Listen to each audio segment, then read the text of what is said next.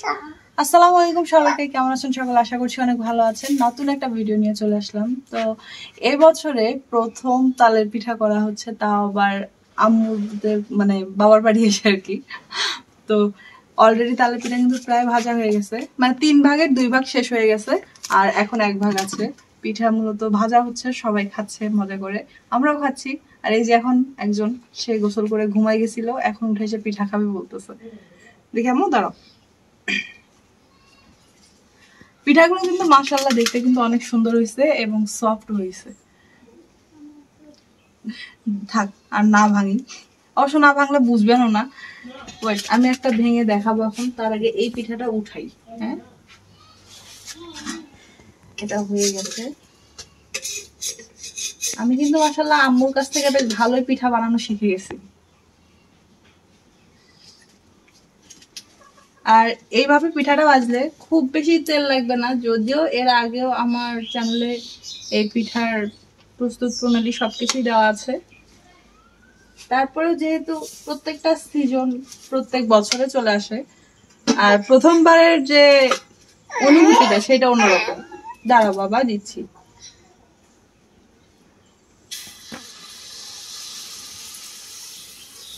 যেমন এবছরে প্রথম এই যে তাল পিঠা খাওয়ার যে অনুভূতিটা, এটা অন্যরকম। পিঠা এই যে দাঁড়াও দিচ্ছি।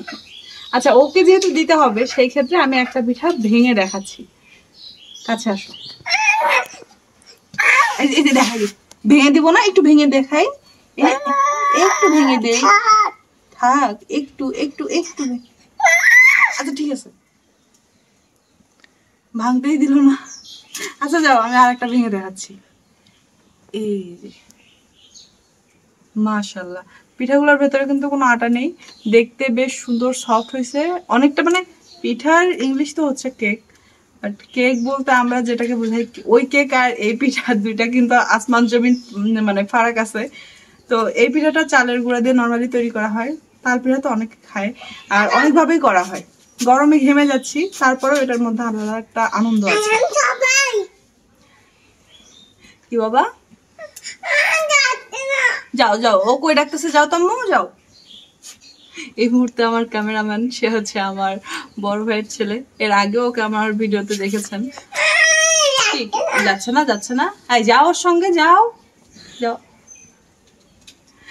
ও ইদানিং এত বেশি মানে খিটখিটে মেজাজের হয়েছে, যাচ্ছে না। যাও না স্নেহা, ও কোথায় ডাকতেছে, যাও একটু যাও। ও কই যাইতেছে, ডাকতেছে, একটু যাও, একটু থামো। পিঠা মজা, মজা, পিঠাটা মজা, মজা না? তাহলে দাও আমাকে, আমি খাই, আমি খাই। মজা লাগতেছে? তাহলে না বললা কেন? তুমি যে না বলছো, এটার জন্য তো তোমার শাস্তি হওয়া দরকার। পিঠাটা দাও আমাকে। খাবা না? রাগ করে দিলা, রাগ করে দিছো, রাগ করে দিছো। সবাই যে আমার দিকে থাকো, রাগ করে দিছো। আচ্ছা খাও। আচ্ছা আমি যে এই পিঠাটা ভাঙলাম, একটু খাই। রাগ করনি? আচ্ছা ঠিক আছে, বিসমিল্লাহ। যদিও পিঠা অলরেডি ভাজতে ভাজতে আরো খাইছি, তারপরে একটু খাইলাম।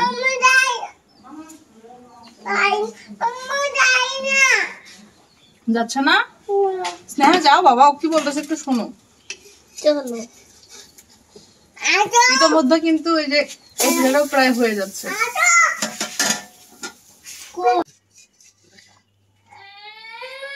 কথায় কথায় কিন্তু আমার পিঠাগুলো রেডি হচ্ছে।